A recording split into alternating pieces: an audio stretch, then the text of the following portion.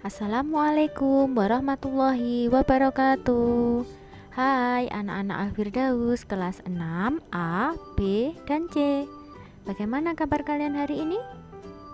Ya, Tice berharap kalian semua dalam keadaan sehat walafiat. Amin. Dan tentunya kalian tetap semangat belajar. Ayo, alat tulisnya sudah disiapkan apa belum untuk belajar kita hari ini?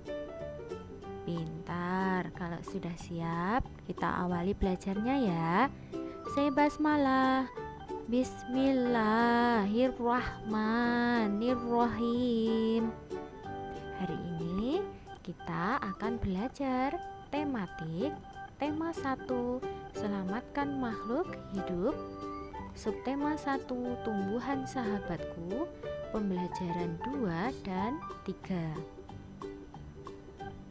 Kemarin kita sudah belajar di pembelajaran 1 saat Zoom mengenai perkembangbiakan generatif pada tumbuhan, yaitu perkembangbiakan pada tumbuhan melalui proses perkawinan.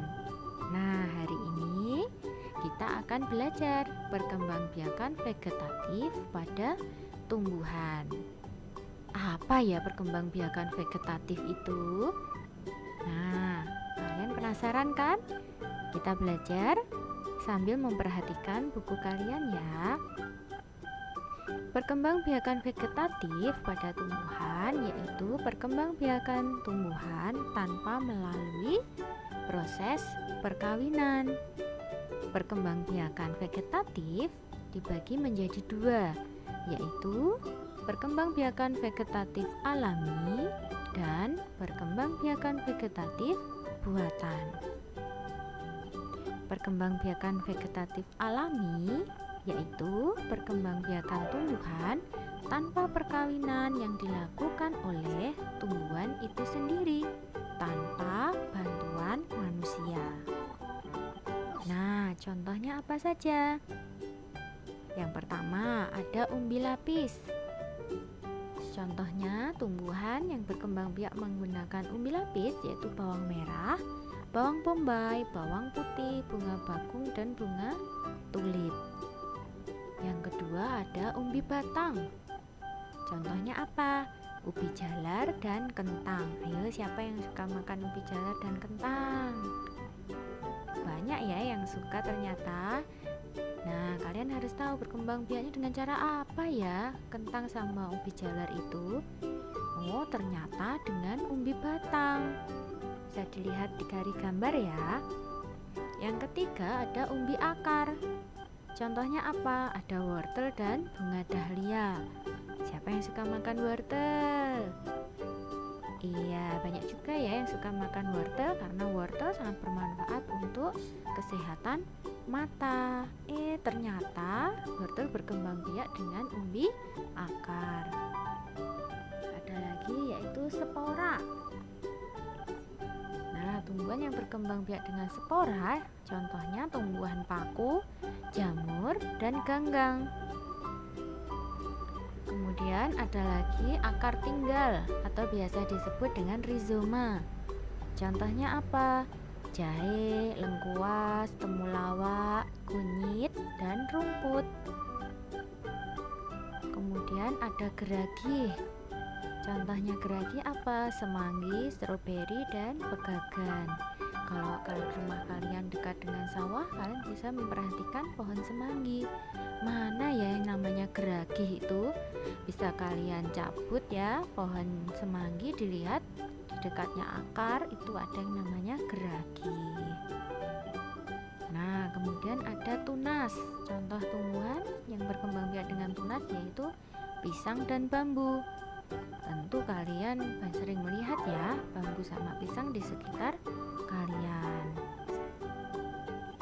Ada lagi tunas adventif, yaitu sukun, kesemek, dan cocor bebek. Kalau kalian perhatikan di sekitar rumah kalian yang paling banyak itu pohon cocor bebek. Nah, di daun itu pasti ada tumbuhan kecil-kecil. Nah, itu yang namanya tunas daun adventif. Nah, perkembangbiakan vegetatif yang kedua yaitu perkembangbiakan vegetatif buatan. Apa ya perkembangbiakan vegetatif buatan itu? Iya, perkembangbiakan tumbuhan secara tidak kawin yang sengaja dilakukan dengan bantuan manusia.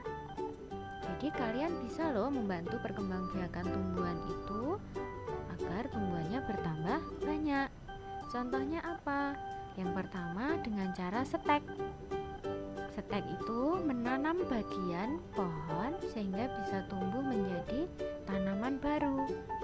Nah, setek dibagi menjadi 3, ada setek batang, setek daun, dan setek akar. Setek batang contohnya ketela pohon dan tebu. Jadi ketika kalian memotong batangnya ketela pohon sama tebu bisa langsung ditanam karena itu dengan cara setek. Kemudian ada setek daun, contohnya apa? Lidah buaya dan kaktus. Jadi yang dipotong daunnya bisa kita tanam. Kemudian ada setek akar, yaitu contohnya pohon sukun dan cemara. Cara kedua yaitu dengan mencangkok. Apa itu mencangkok? Ya, cangkok yaitu mengembangbiakan tanaman agar cepat berbuah dan mempunyai sifat yang sama dengan induknya. Kalau kalian pernah melihat orang tua kalian mencangkok pohon mangga, jeruk, jambu, bagian kulit yang ada di batang itu dibersihkan beberapa senti gitu, kemudian diberi tanah, dibungkus dengan sabut kelapa. Itu namanya mencangkok. Kemudian ada lagi yang ketiga dengan cara menempel atau tempel, yaitu pembudidayaan tanaman dengan cara menempelkan tunas pada batang tanaman sejenis yang akan dijadikan induk. Contoh tanamannya apa yang bisa ditempel? Belimbing, mangga, dan apokat. Cara yang keempat yaitu menyambung. Menyambung yaitu menggabungkan batang bawah dan batang atas dua tanaman yang sejenis. Contohnya tanaman mangga. Kemudian yang kelima ada merunduk. Batang tanaman dikerat sedikit kemudian dilengkungkan atau dirundukkan, kemudian ditimbun dengan tanah. Contohnya apa ini yang bisa dirundukkan? Melati dan alamanda.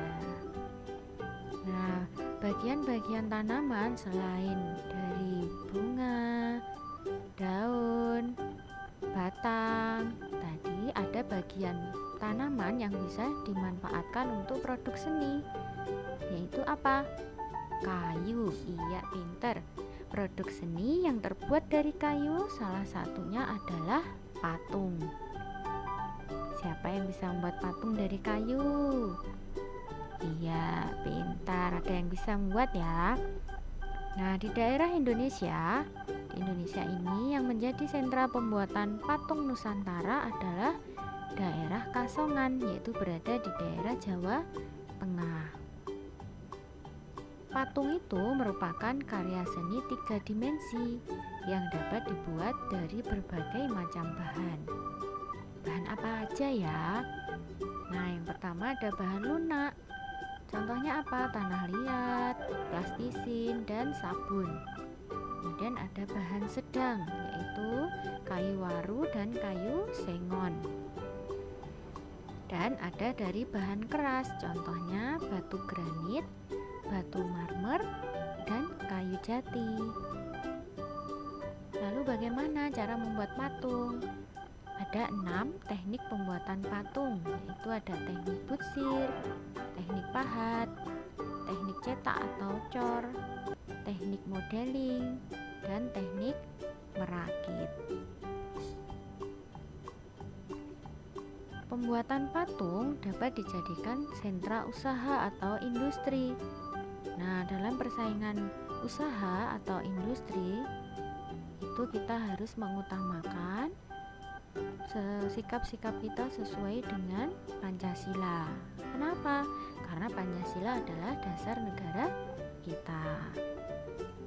Apa aja ya yang harus kita lakukan agar sesuai dengan sila dalam Pancasila.